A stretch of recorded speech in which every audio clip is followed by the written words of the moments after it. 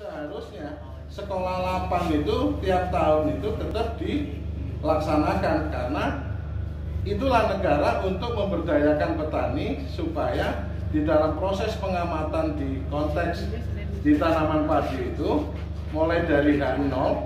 H0 ini kan sebetulnya bukan H0, H15 atau H20.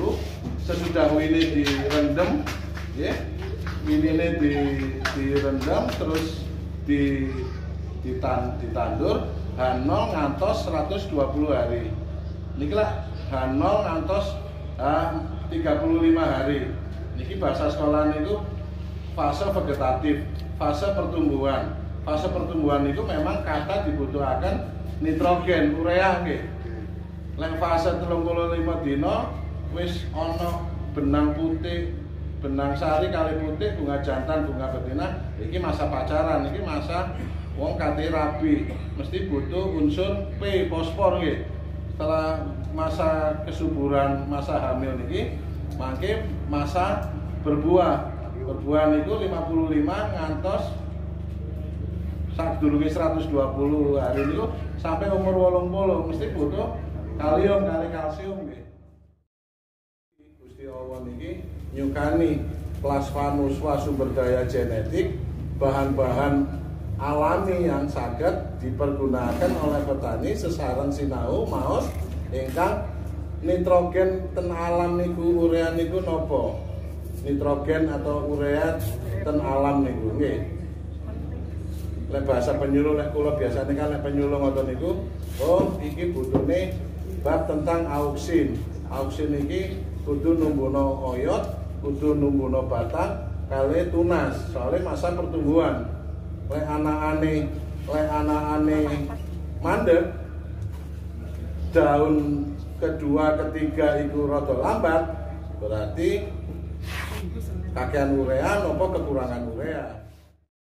Memintarkan diri kita sendiri termasuk API itu adalah bagian untuk memberdayakan dengan pengetahuan-pengetahuan yang mudah dipraktekkan, dan itu bahan-bahan itu ada di alam sekitar, yang kemudian kalau kelangkaan pupuk itu untuk fase pertumbuhan di awal itu kita cuma pergunakan ya 02. Ini kan memang secara ekonomi laku 02, tapi 02 itu adalah urea yang terbaik yang bisa untuk menumbuhkan bibit padi nih. 02 itu begicot nih, lek dicacah niku bahan urea sing apik ngoten niku.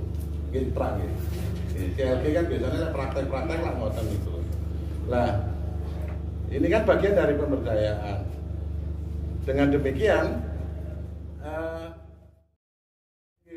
caranya berjamaah, berorganisasi yang baik, ya, karena kekuatan itu ada di jumlah, ada di pengetahuan.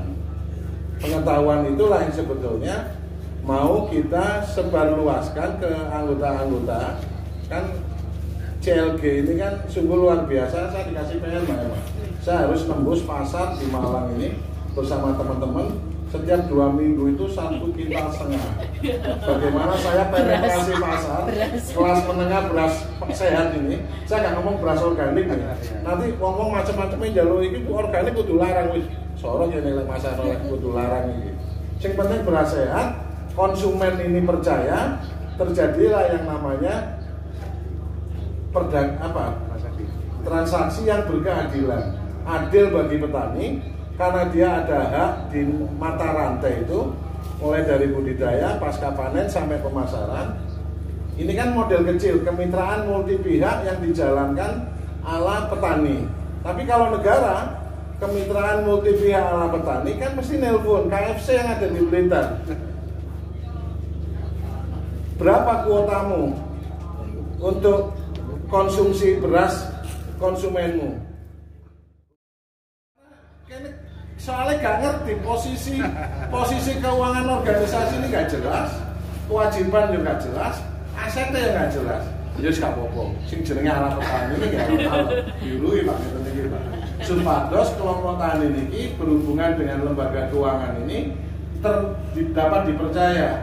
Karena bagaimanapun mereka ini kan secara perdata ini kan selama ini kan ditinggalkan bahwa petani itu secara kolateral tidak bisa dipertanggungjawabkan. Jawaban ini kan ras ya, apa diskriminasi ya.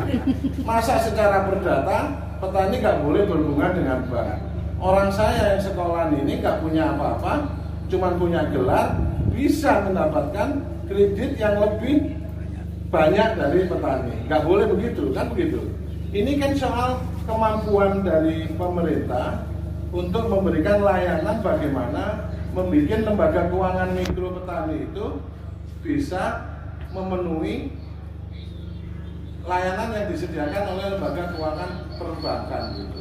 Sekarang kita lagi mensolusi ini Pak, kita Pak Wondo supaya nanti CLG ini meskipun dia mengelola 5 hektar, kalau 5 hektar 1 hektarnya 8 ton, kalau GKP-nya di atas harga eceran tertinggi dari Kementerian Perdagangan 4.200, saya yakin dengan lahan yang baik ini GKP gabah itu sudah 5.000. Kalau 5.000 kali 8 ton kan sudah 40 juta sebetulnya. Tapi ini pendapatan kotor, belum dihitung dari biaya produksi 1 hektar. Katakanlah kalau pertanian sehat, pertanian rahmatan lil alamin itu kan enggak 15 juta, mungkin bisa 10, mungkin bisa 8 juta. 8 juta ya. Kan belum hidup itu. Jadi 1 kilogram beras CLG yang dihasilkan oleh petani untuk menghasilkan 1 kilogram beras, aku yakin harganya itu sekitar 2.500 sampai 3.000. Keringat petani untuk menghasilkan beras itu 3.000. Pemerintah sudah menganggarkan HET-nya 4.200. Ya. Tapi dengan rendemennya di atas 50%, 65 baru dapat yang 5.000. Nah, ini kan tadi kan di dalam undang-undang Perda Perlintahan itu adalah untuk mengurangi resiko biaya ekonomi yang tinggi itu. Dengan mengurangi biaya risiko yang tinggi itu sebetulnya digambarkan analisa usaha tani padi spesifik lokasi. Saya nggak ngomong Blitar, saya terlalu keminter di Kemelimpi kalau ngomong Blitar. Spesifik lokasi di desa Plosorejo, GKP yang ada di Plosorejo itu menggambarkan tingkat kesejahteraan petani di Plosorejo anggota CLG. Itu akan bisa dikonstruksikan bagaimana negara itu bisa memberikan fasilitas yang namanya kebijakan, tadi ngomong harga eceran itu kan kebijakan harga, kebijakan non harga itu kan kebijakan subsidi pupuk, benih, alsintan ya, dan sarana produksi yang lainnya, termasuk adalah mendekatkan kur. Ini kalau level petani, kalau level Kabupaten Blitar, saya yakin bupati itu bisa menelpon perusahaan besar beras, dibikin platform yang mananya kemitraan multi pihak, public, people, private partnership, off-takernya dipanggil, spek atau kualitas beras yang dihasilkan oleh petani yang dibina oleh pemerintah Kabupaten Blitar itu seperti